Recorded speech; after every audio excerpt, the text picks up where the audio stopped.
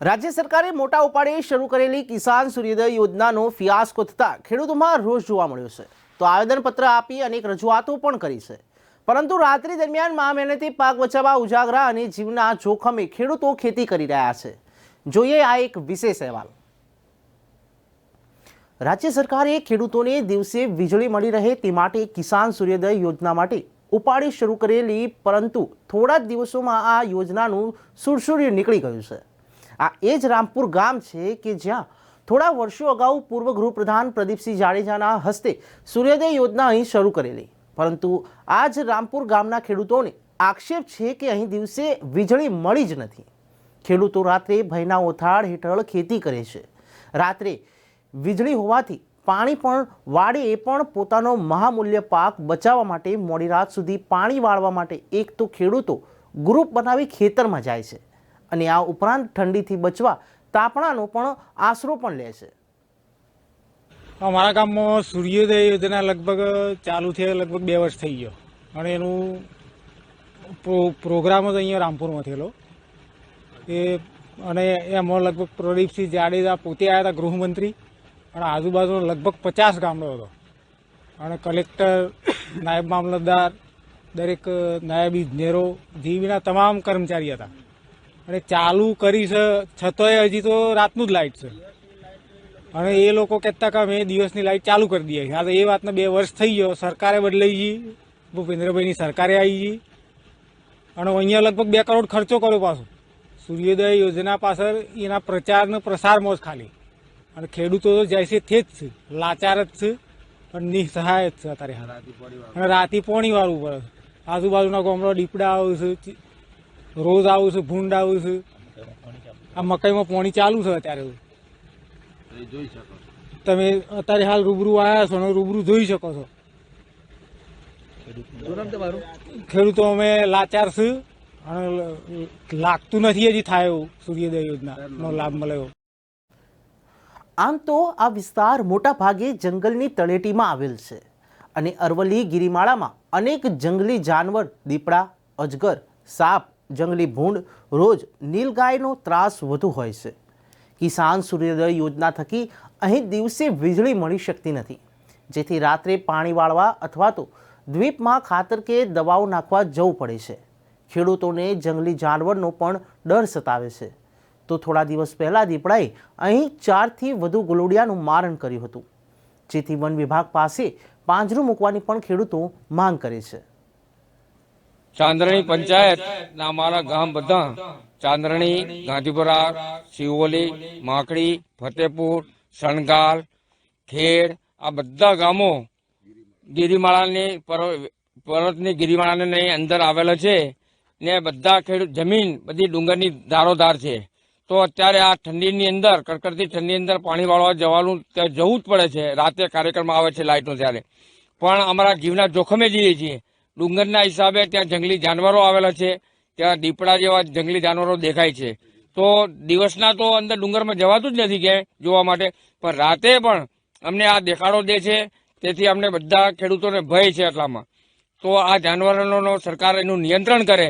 અને બીજું કે સરકારને એક વિનંતી કે અમારે આ રાતનો કાર્યક્રમ, આ બધા ગામોની અંદર દિવસનો કાર્યક્રમ થાય તો બધા ખેડૂતોની આવક જે સરકારની ગણતરી છે બમણી કરવાની, તો બમણી થાય.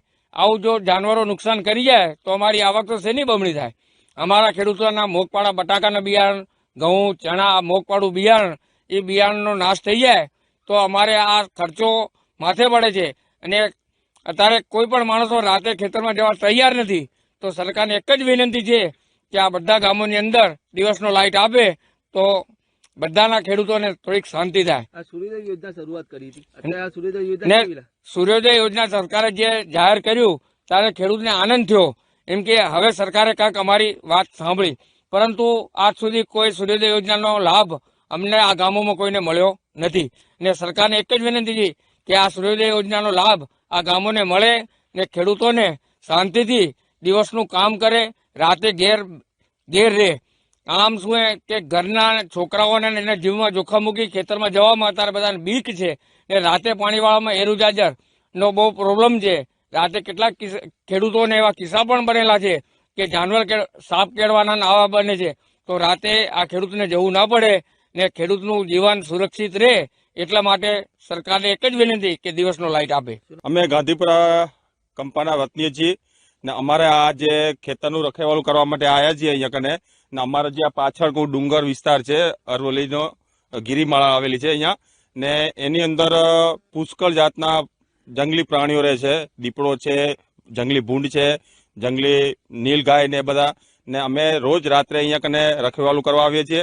ને બીજું કે અમારે જે રાતે પાણી લાઇટ આવ્યો છે અત્યારે કહું તો રાતના કાર્યક્રમની અંદર અમારા દરેક માણસોને અમે અહીંયા જે પાણીવાળા મૂકીએ છીએ તો કોઈ અહીંયા વાળવા તૈયાર જ નથી થતા કહું ને અત્યારે એવો રાતની કડકડતી ઠંડીની અંદર આજ તમે અમને જોઈ શકો છો કે આ હાલતમાં અમે અત્યારે કઈ રીતે અહીંયા કને આ જગ્યા ઉપર ઊભા છીએ કહું ને બીજું તો કહું અમારે 2 દિવસ પહેલા અહીંયા કને નજીકમાં જ કહું મોટા દીપડાના પગલા જોઈને જાનવર આવેલા અહીંયા કને ને આજે ખેતરમાં પગલા છે એમના કહું ને નાના બચ્ચાને કુરકલિયા કૂતરાના કહું નાના બચ્ચાને ખાઈ ગયા હતા ને આવા તો બનાવ અવારનવાર બનતા જ રહે છે કહું.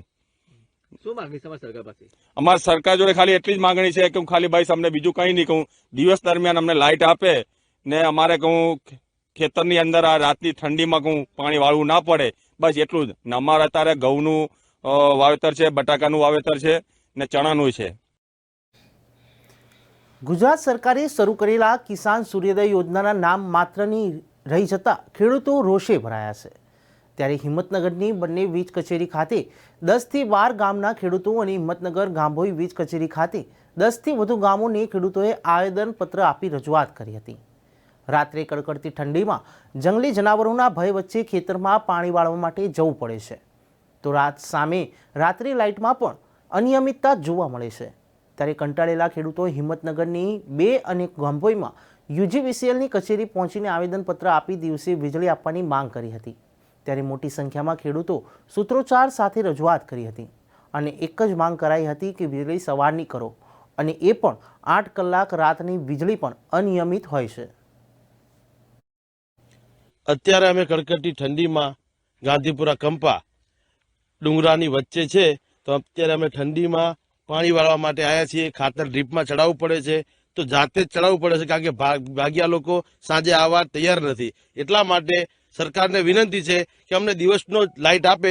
સૂર્યોદય યોજના સૂર્ય ઉગે એટલે દિવસ લાઇટ આવી જાય એ રીતને કરી નાખે તો અમારા માટે બહુ સારું. અમારે હાલ સમસ્યા એવી છે કે રાતની લાઇટ આવે છે અને અત્યારે ચાંદણી પંચાયત, સિહોલી અને ગાંધીપુરા આ ત્રણેય આ બાજુ ફોરેસ્ટ એરિયામાં આવેલું છે અને આ વિસ્તારમાં દીપડાનો, ભૂંડોનો અને નીલગાયનો ત્રાસ છે ને શિયાળોમાં ઠંડી પણ વધુ છે એટલે સરકારમાં અમારી એવી રજૂઆત છે કે દિવસની લાઇટ આપે. અને એક અમારે આ દીપડો આવેલો છે તો સરકાર દ્વારા આ ફોરેસ્ટથી પાંજરું મુકાય એવી અમારી માગણી છે. જે નીલગાય છે, ભૂંડ છે, કઈ રીતે નુકસાન કરતો ખેતીમાં એટલે કોઈ અમારા માણસો જવા જ તૈયાર નથી રાતે દીપડાના હિસાબે એટલે બહુ ત્રાસ છે અત્યારે. જે વાવેતર કર્યું તેમાં કઈ રીતે નીલગાય ને ભૂંડ નુકસાન કરતા હોય છે ને એ ખેદાન બેદાન કરી નાખે છે, નીચે જમીનમાં ખોતરી નાખે છે ભૂંડો ને નીલગાય ઘઉં ખાઈ જાય છે, બિયારણ બગાડે છે. એટલે એટલા માટે સરકારને અમને વિનંતી કે અમને દિવસનો લાઇટ કરી આપે એવા. હાલમાં બટાકા, ઘઉં, ચણા, વરિયાળી સહિત શાકભાજીનું મુખ્ય વાવેતર છે તો સાથે ઠંડીમાં પાણી વાળવું જંગલી જનાવર સાપ, અજગર, ભૂંડ સહિત દીપડાનો પણ ભય સતાવી રહ્યો છે. ત્યારે તમામ ખેડૂતોએ એક થઈ માત્ર દિવસની વીજળીના માંગ કરી રહ્યા છે. એ પણ સવારે 8 કલાક સતત વીજળી મળે તો ખેડૂતોને ફાયદો થશે અને કડકડતી ઠંડીથી રાહત મળશે.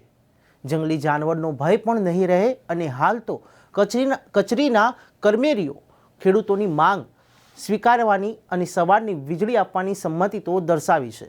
ત્યારે કચેરીઓના અધિકારીઓએ પણ આ સંમતિ દર્શાવી છે પરંતુ જલ્દીમાં જલ્દી અને સતત 8 કલાક વીજળી મળી રહે તેવી પણ માંગ કરી રહ્યા છે. ત્યારે હાલમાં આમ તો ખેડૂતો પર કમોસમી વરસાદનો માર સામે રાતની વીજળી એ પણ પૂરતી મળતી નથી અને ઉપરાંત જંગલી જાનવરનો પણ ત્રાસ. આ સમગ્ર મામલે ખેડૂતોએ આવેદનપત્ર આપીને સવારની વીજળીની માંગ કરી છે. જો આ માંગ નહીં સંતોષાય તો આવનાર સમયમાં મોટું આંદોલન છેડાય તેમાં પણ નવાઈ નથી.